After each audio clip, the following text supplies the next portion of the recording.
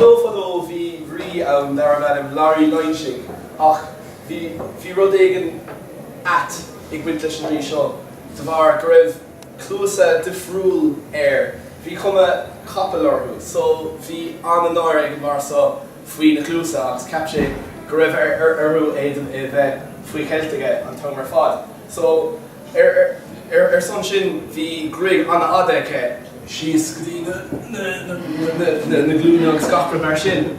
So ach bhí feilige mar gach ile bblion bhí gar grúige adaice. Ach bhí is ag an duine a dhéanaché go raibh gá clús capal Larry Leinching. So mar sin maríoch an fear a dhéanaché. So son sin bhí chuncram gach ile blion chun an duine a gcearch an grún a fioch amach. So bhí sé cosú leis na Hunger Games lads, bhí gach duine just bhí gach duine armsach faoin rud seo, bhí rud éigean difriúil brint leis an ócháid seo. So bhí crankar an óháin agus fioch an crankar amach ladóg mach van trí a bhí ann. So bhí sí in Omer Highlight bhí sin ís le brí. Bhí sé gol gach ile lá de bhar go raibh an fear so pioch amach an ladóg agus bhí Scéal leach amach dóg, bhí gach rud ag dul go bra. So bhí sé gcónaí ag gol agus rudí mar sin. Ó an bhach mis sé fách na méidir gan cara, gan cólúidir, gan gach rud mar son, gan cúnamh, gan cion, ó an bhach sa pach tí amach. So mar sin thucraigh an bhaintre chun dul chuig an rí ag gcuí ar son amach. Agus dúir sí ní féidir sin dhéanamh ceart mis rud a dhéanamh le chéile chun mhacha a thábháil.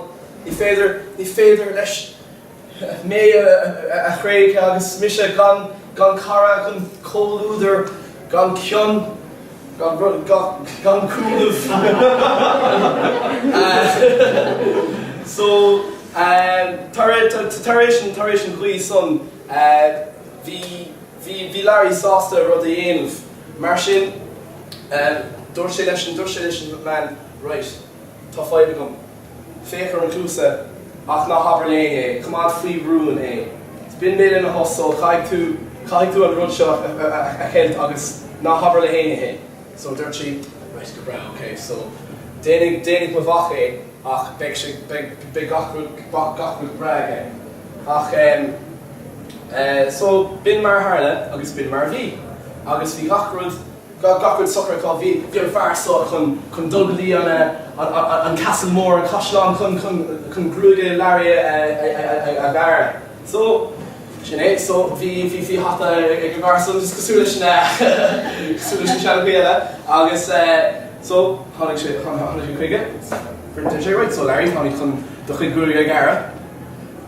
Afleit a hash, agus an sin, bhí bheag nar hit sé ligean ar chunig sé na gach cúis capal a bhí ag Larry Leinching. So rinne sé an gara grúig agus bhí gachraigh dumra ach ní raibh an mach so ní raibh an fear in ann an rúna a chumad leis féin. So bhí sé in ann phléasca, bhí sé géirige arála duine éigent. So do ris sé amach as an Caisleán, agus bhí sé ag léimt na hurdles agus gachrúd agus down an bóthar siar hada chun é rá le héine ach níach sé aine seachas crown all mhór a bhí ann i lár an Gorta agus dúirt sé cha mé sin a rá leis an ground so tháinig sé cúil agus bhí sin aice leis an ground mar agus dúirt sé tá gá clús capal ag Larry Leinching. Agus bin mar bhí sé bras ásta leis féin, tháinig faoi sé agus bhí sé go bras an sin dimig leis agus sin críoch amháin leis an Scéal. Ach lá eile bhí ceoltóir ann sa Caisleán agus an craftain an tanam a bhí air. Agus ceoltóir an a chumsa go bhí ann, bhí critige agus bhí sé ag seint an cre gach ile lád an rí ach láháin brisige. So bhí crit eile a dhéanamh as Island.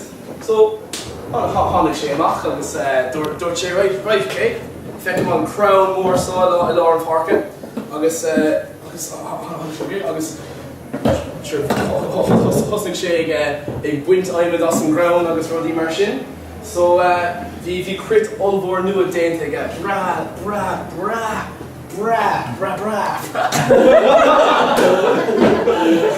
Agus an sin bhí sé gceiste Larry just ceol beag bheige, so tháinig craftal ceoldóir leis an crit nua déanta as aimime den sco ón ground sin agus thosnig sé bhí sé ar tí seo haint agus an sin nuair thosnig sé ag seint thosnig an crit ag chana. Is ag chana Albert 1 agus Albert eile agus cad é an Albert bhí ann? Tá gá plús coppla ag Larry agus nuair bhí an rud sin cloiste ag Larry Lísig tháinig féile an downer bhí sé brón up do lásach raibh gach duine a ghearr a chuid ruaige marmh go dtí son. So thar sé sin de fógur sé amach go raibh ní raibh sé chun a chlús a chilt a hiile agus sin é áir bhí sé so sin an tácht bhfuil leis an céisio ná ní féidir leat rún a chumád faoi chéilt leis.